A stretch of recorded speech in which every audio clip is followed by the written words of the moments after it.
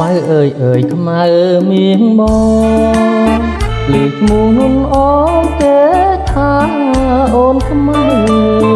តែតាមថាពិនសាញ់សមន់ថៃតែម្ដាយស្រីថ្លៃហើយខ្មៅពីតូចឆ្នាំនេះខ្មៅពេញក្រមុំរូបរាងល្អសមមានស្រីណាដល់មកជាស្រីខ្មៅរំលងសំស្ដួលបញ្ញាតូចឆ្លាតស្ដាប់ពីម៉ែអើយថ្ងៃនេះបនចូលឆ្នាំថ្មី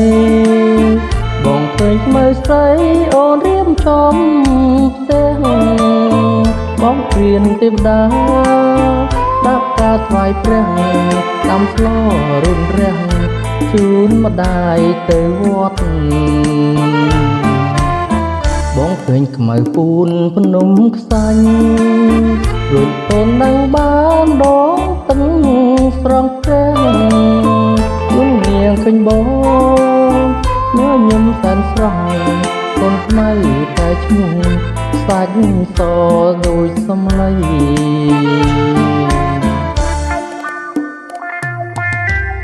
បាទសូមជម្រាបសួរដល់បងប្អូនទាំងអស់គ្នា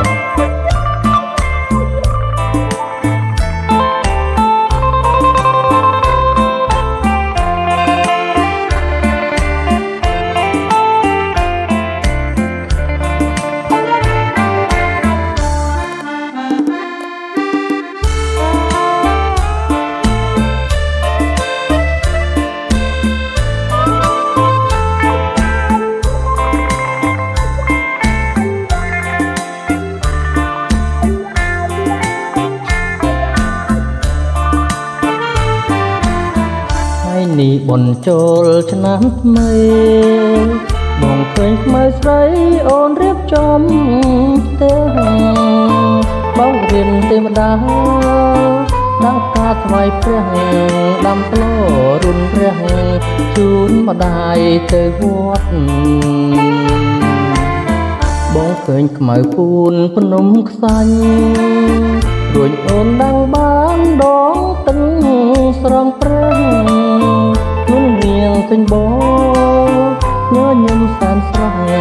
កូនខ្មៅតែឈ្មោះសាច់សដូចសំឡី